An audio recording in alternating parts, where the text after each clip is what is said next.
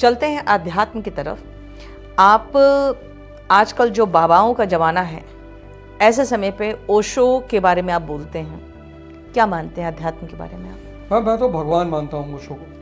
मतलब मेरे लिए ना तो वो संत है ना महापुरुष है, मेरे लिए भगवान है। 95 में मैंने उनकी मैगजीन पढ़ी थी, जनसंख्या विस्फोट। तो 5 रुपए की आती थी। वो मैगजीन पढ़ने के बाद मैं उस आदमी को कभी छोड़ ही नहीं पाया। कभी ऐसा नहीं। क्या? पहली बात ये समझ में आया कि मन क्या है।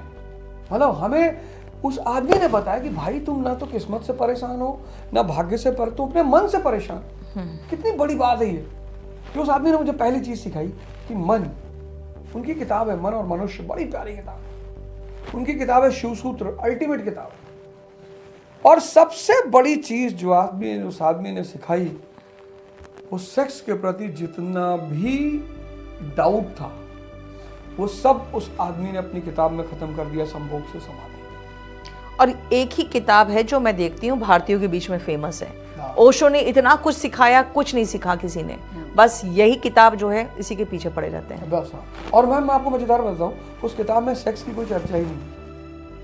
उस किताब में चर्चा है कि काम जो चक्र है आपका, वो एक्टिव चक्र है। बड़ी प्यारी बात है। ये जो शीघ्र पतन का नारा चल रहा है चारों तरफ, आजकल भारत के पुरुष 2 चीज से बहुत परेशान है। 17 से 27 वाले शीघ्र पतन से परेशान है और 40 से 50 वाले इरेक्टाइल डिस्फंक्शन से परेशान है। अब दोनों क्यों परेशान है? 17 से 27 वाले इम्पेशेंट बहुत, सभी आपने कहा कि तुरंत सब मिल जाए। तो इम्पेशेंट जो मन 23 घंटा 23.5 घंटा इम्पेशेंट है, वो आधा घंटा पेशेंट हो जाएगा। वो तो उस आधा घंटे में भी इम्पेशेंट रहेगा। वहां से वो पैदा होगी, शीघ्र पतन पैदा हो गया। 40 वाले ने क्या कर रखा है? होम लोन ले रखा है, कार लोन ले रखा है, उसके अपने अफेयर है 2-4 लोगों से। अब सारी खुराफात उसके मन में चल रही है, डरा हुआ है। रात में लेटा तो उसको याद आ रहा है कि भाई अगर क्रैश हो गया, पूरा सिर हो गया, नौकरी चली गई तो भाई मकान भी छिन जाएगा, भाई गाड़ी भी छिन जाएगी, ये सब छिन जाएगा, भाई पत्नी भाग जाएगी। भाई कहां से रोमांस का भाव उठेगा?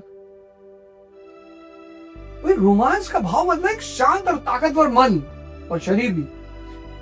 तो वो आदमी कहता है कि पुरुष जो है उसका सिर्फ एक चक्र एक्टिव है, काम, और स्त्री का 2 चक्र एक्टिव है, काम चक्र और हृदय चक्र।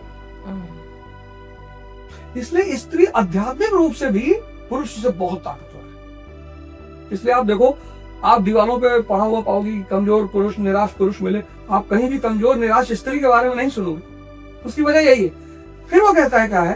फिर वो कहता है कि भाई अगर आप साधना करो, ध्यान, वो कहता है पुरुष के लिए अनिवार्य है। अगर वो नहीं कर रहा है तो उसे शादी नहीं करनी चाहिए।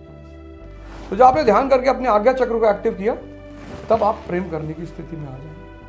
और वो मैडम, मैं तो ये कह रहा हूँ कि जितने भी आपके इस चैनल से मैं कह रहा हूँ कि जितने भी युवा हैं, वो सारी चीज़ों को त्याग कर एक बार ओशो की 2 किताब पढ़ें। एक उनकी शिव सूत्र पढ़ें कि ध्यान कैसे करना है, और एक उनकी आप संभोग से समाधि मैंडेटरी पढ़ें ही पढ़ें। कोई कुछ भी बोले, आप अपने जीवन की बहुत बड़ी समस्या से बाहर आ जाए।